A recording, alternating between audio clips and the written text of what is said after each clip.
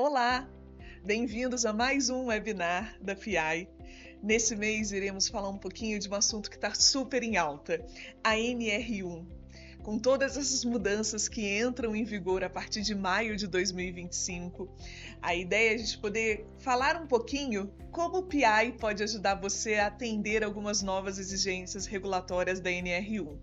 Então hoje eu vou contar para vocês como o PI pode te ajudar de uma forma estratégica complementar dentro da própria NR1. Para isso, como usar a ferramenta PI para atender essas mudanças da NR1? Primeiro, lembrando um pouquinho do PI. Então, o PI é a nossa ferramenta, é o Assessment Comportamental, que tem como objetivo mapear o soft skill dos indivíduos. Então, quando a gente fala do PI, a gente está falando de um assessment que tem a capacidade de mensurar os impulsos comportamentais e também a capacidade cognitiva, sempre garantindo 4 grandes pilares. Ela é simples, rápida, precisa e segura.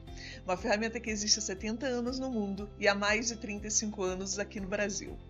O PI, com toda a sua validação e robustez na análise do soft skill, como que isso pode ajudar a gente dentro dessas novas exigências psicossociais que a NR1 vem trazendo?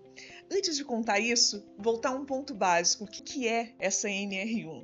A NR1 é a norma regulamentadora, a número 1, a primeira, ela que dá as diretrizes gerais aí de uma série de outras NRs utilizada dentro das empresas. Por que veio essa necessidade constante de atualização dessas diretrizes gerais da NR1? Quando eu pego 2024, só afastamentos por transtornos mentais correspondem a 13,5% de todos os afastamentos que teve dentro do INSS. Lembrando que o INSS está falando dos afastamentos CLT, tá? E aí eu tenho essa distribuição que a maior incidência está nos 2 primeiros itens, que estão muito relacionados à ansiedade, né? E à própria depressão, mas tem todo o desdobramento aí quando a gente fala de depressão recorrente. Então, quando a gente tem uma preocupação se as pessoas estão naquele momento da crise ou não, e mais do que isso, se essa ação vai ser efetiva no longo prazo.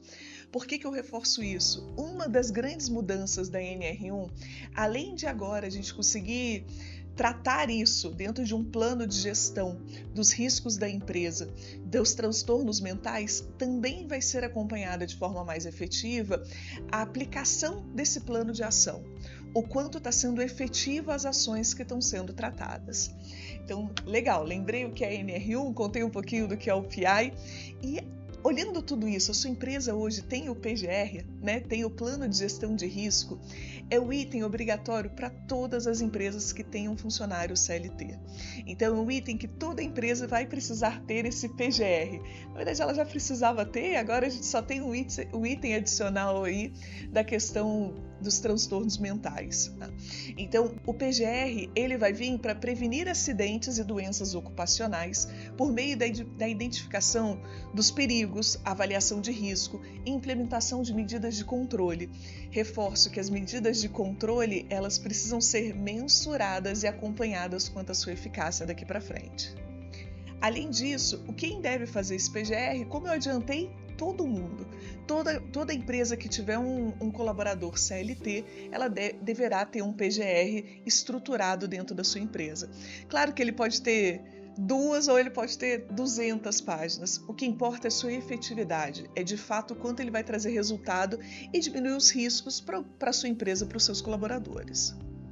Quando eu olho isso, muito bom. Então, como é que eu consigo utilizar o PI nessas mudanças que estão vindo junto da NR1? A gente fez um quadro resumo dos principais tópicos que tiveram mudança na NR1, dessa que vai entrar em vigor a partir de maio. Então, eles estão quebrados aqui basicamente em 9 tópicos.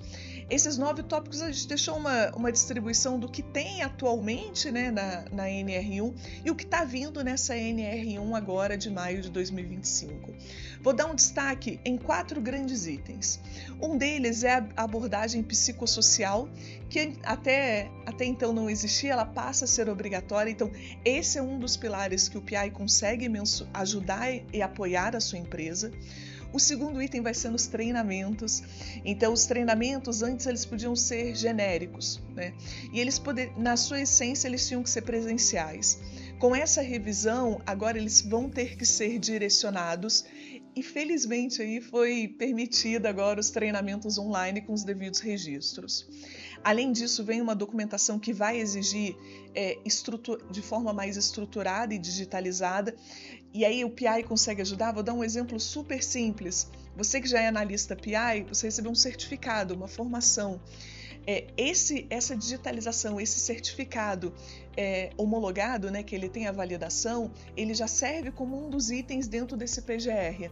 Então eu tenho sim um plano de desenvolvimento individualizado para aquela estrutura, para aquele cargo, para aquelas atividades, e um deles foi a formação do analista PI para todas as BPs, né, que gerou aí para a gente uma certificação como evidência comprovada.